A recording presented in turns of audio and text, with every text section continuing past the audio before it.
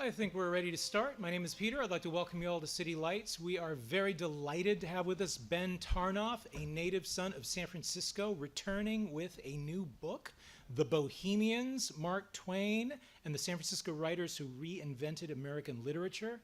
This is a densely layered, highly nuanced portrait of the San Francisco literary scene of the late 1800s. We follow the lives of Mark Twain, Bret Harte, Ina Coolbirth, Charles Warren Stoddard as they helped birth a new wave of literature that was to leave a permanent mark on the American literary canon. Ben's portrait beautifully captures the complexity of the relationships between the writers and offers a valuable look at post-Civil War West Coast and provides the kind of perfect medium for the development of Bohemia. The Bohemians is a rich feast in history that really kind of unwinds many different threads, both of the writers and the city that helped host their exploits. Ben is the author of another book, The Counterfeiter's Paradise, which is published by Penguin Press. And his writing has also appeared in the San Francisco Chronicle, and he's also worked at Lapham's Quarterly. It is a real delight and a pleasure to have him with us. Welcome, Ben Tarnoff. Thank you for that introduction, and thank you all for coming out tonight. I should tell you I have a little bit of a flu, so if I get a little warm or my voice gets a little froggy, you'll have to forgive me. Mark Twain actually, when he was here in the 1860s in San Francisco, wrote a very funny sketch called How to Cure a Cold. And one of the recommended cures was to rub mustard all over your naked chest. So if things get to that point, I might send someone out for mustard. This is my book, The Bohemians, and it tells the story of four young writers in San Francisco in the 1860s. They were Mark Twain, Bret Harte, Charles Warren Stoddard, and Ina Coolbirth. Mark Twain is really at the center of the story, and one of the things I really loved about this project is that it gave me access to kind of an underknown part of Twain's life. I think when we think of Twain, we think of the man in the white suit, chomping on the cigar with the white hair, the kind of grandfatherly facade. That's really the Twain of his last decade, with his kind of best work behind him. He's in his 60s and 70s. The Twain of my story is the Twain of his 20s and 30s, when he hasn't really learned to conceal his extreme emotions under that grandfatherly facade. He's extremely ambitious, he's vindictive, he's angry, he's vengeful, he's competitive. He's filled with anxiety about money and fear for the future. He's convinced that he's going to end up in the poorhouse. And he's surrounded by these other young writers in San Francisco who really form him and mold him to literary maturity. San Francisco was a great place to be a writer in the 1860s, and there are a few reasons why. It's very peaceful. So the Civil War is tearing apart the rest of the country. San Francisco, there's no fighting reaches the coast. And the draft is never applied west of Iowa and Kansas, so it's a great place to sit out the war. It's also a very rich city. It's the industrial, financial, and commercial center of the far west, and that prosperity finances a range of print publications that sustains a class of professional writers, including Twain. It's also a very urban city. It's got more than 100,000 people when Twain is there, which makes it by far the biggest city west of St. Louis. And that population is very cosmopolitan, which is a real legacy of the gold rush. You've got Chinese, Europeans from all different countries, South Americans, Mexicans, Australians, you name it. The last reason that San Francisco is so conducive to the literary scene is its isolation.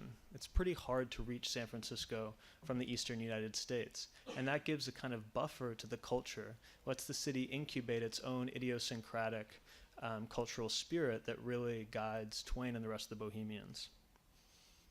So I thought I would begin just at the beginning, read a little bit of the introduction, and then introduce you to these four characters.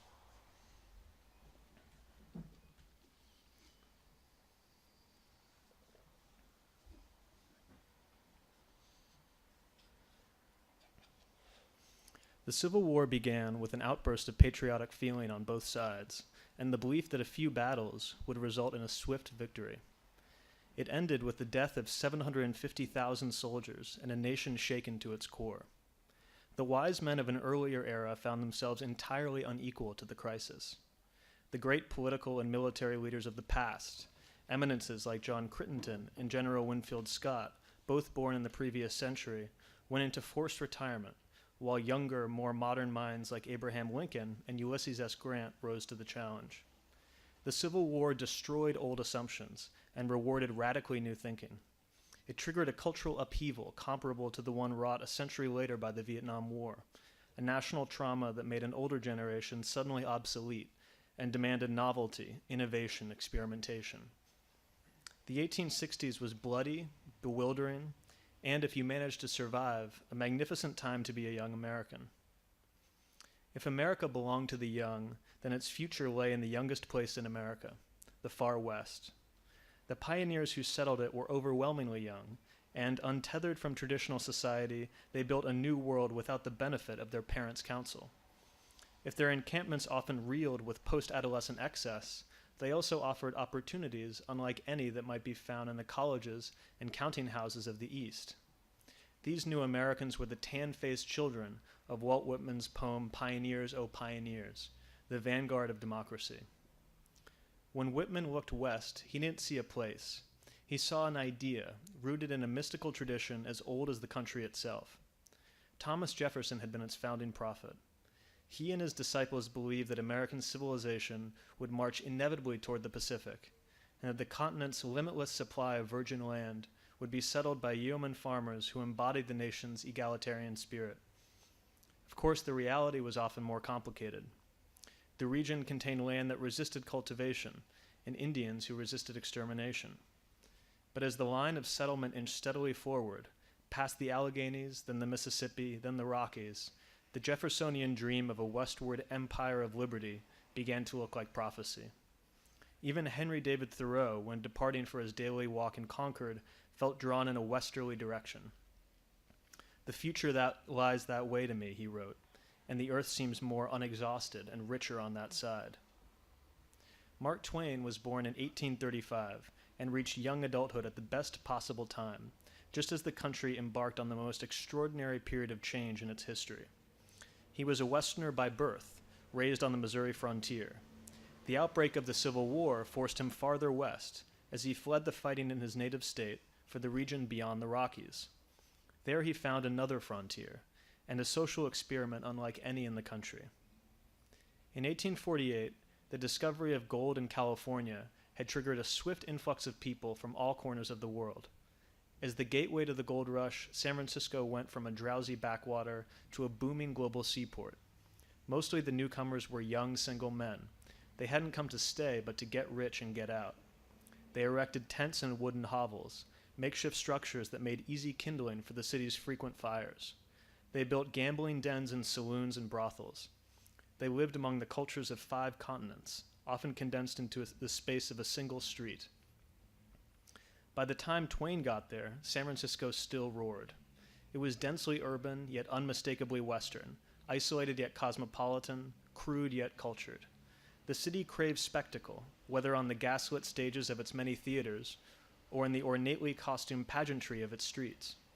Its wide-open atmosphere endeared it to the young and to the odd, to anyone seeking refuge from the over-civilized East. It had an acute sense of its own history, and a paganish appetite for myth-making and ritual.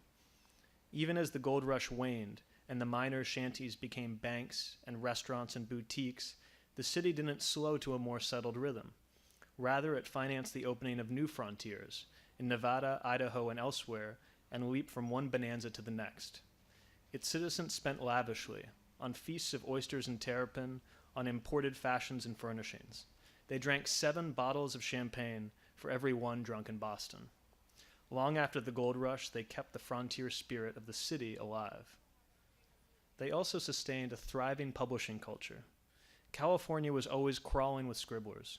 The first generation wrote the story of the gold rush themselves, in letters and diaries, and in the pages of the newspapers they started as soon as they arrived.